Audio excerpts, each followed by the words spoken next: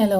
Autism இருக்க குழந்தைங்களுக்கு வந்துட்டு ஜெஸ்டர்ஸ் வந்து ரொம்ப கம்மியாக இருக்கும். ஃபேஷியல் எக்ஸ்பிரஷன், ஜெஸ்டர்ஸ், அதாவது ஒரு நான் வெர்பல் கம்யூனிகேஷன் அப்படின்னு சொல்லுவோம். ஒரு கையிலே வந்துட்டு இங்கே வாங்கன்னு கூப்பிட்றது, இல்லை அது தாங்கன்னு பாயிண்ட் அவுட் பண்ணுறதோ, இல்லாட்டி வேண்டாம் அப்படின்னு தலையாட்டி சொல்கிறதோ, இல்லை வேணும்னு தலையாட்டுறதோ, இல்லை கண்ணிலேயே பேசுகிறதோ, இந்த மாதிரியான ஃபேஷியல் எக்ஸ்பிரஷன், ஜெஸ்டர்ஸ் எல்லாமே வந்துட்டு ரொம்ப கம்மியாக இருக்கும்.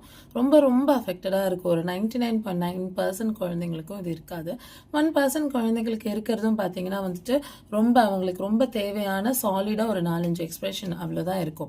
இது எதனால இருக்காது அப்படின்னு பார்த்தீங்கன்னா, அவங்களுக்குள்ள இருக்க நியூராலஜிக்கல் ரீசன்னால அது வந்து இல்லாமல் இருக்கலாம். அப்புறம் அவங்களுக்கு வந்து சோஷியல் லைஃப்பில் ரொம்பவே ஈடுபாடு இருக்காது. மற்றவங்க கிட்ட பேசணும், பழகணும் அப்படிங்கிறது இருக்காது. அவங்களுக்கு தெரிஞ்ச மாதிரி அவங்களுக்கு என்ன பிடிக்குமோ அதை செஞ்சுட்டு ரொம்ப கம்ஃபர்டபுளாக இருக்கக்கூடிய ஆளுங்க. ஸோ அதனால அவங்களுக்கு அந்த சோஷியல் எக்ஸ்பிரஷன் தேவைப்படலை. சோஷியலாக பேசணுங்கிற நீடும் இல்லாதனால. அடுத்தது எப்பவும் போல் சென்சரி ப்ராசஸிங் டிஃபிகல்ட்டி உங்கள் பிரெயினுக்கும் நர்வ்ஸ்க்கும் இருக்கிறனாலையும் இந்த இஷ்யூஸ் வந்து இந்த குழந்தைங்களுக்கு இருக்கும்.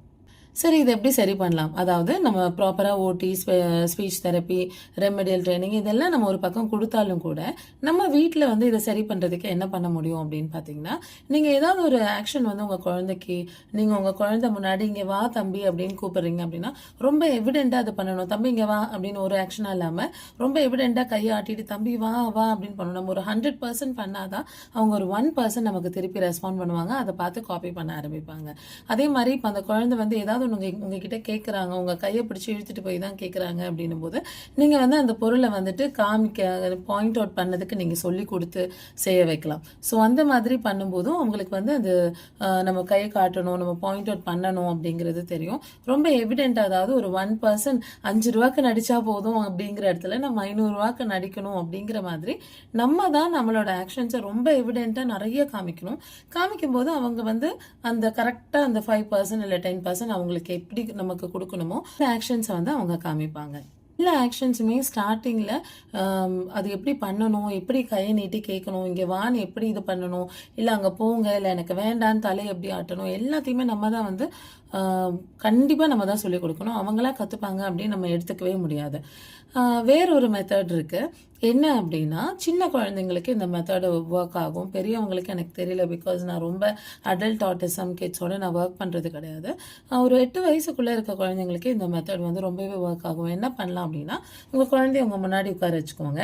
நீங்கள் ஆப்போசிட்டில் இருங்க. ஆப்போசிட்டில் நின்றுட்டு உங்கள் குழந்தைங்களுக்கு கண்டிப்பாக வந்துட்டு ரைம்ஸ் பிடிக்கும்.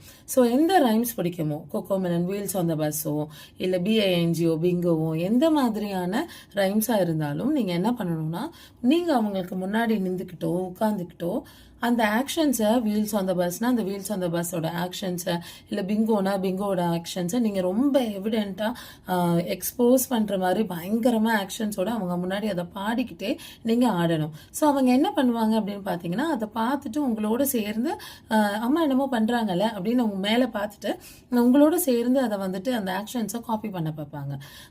இதில் வந்து உங்கள் குழந்தையோட ஐ கான்டாக்ட் இம்ப்ரூவ் ஆகும், ஜாயிண்ட் அட்டென்ஷன் இம்ப்ரூவ் ஆகும், ஆக்ஷன்ஸ் அவங்க காப்பி பண்ண பார்ப்பாங்க. இஃப் யூஆர் லக்கி அவங்க உங்களோட சேர்ந்து பேசவும் ஆரம்பிப்பாங்க. Take care.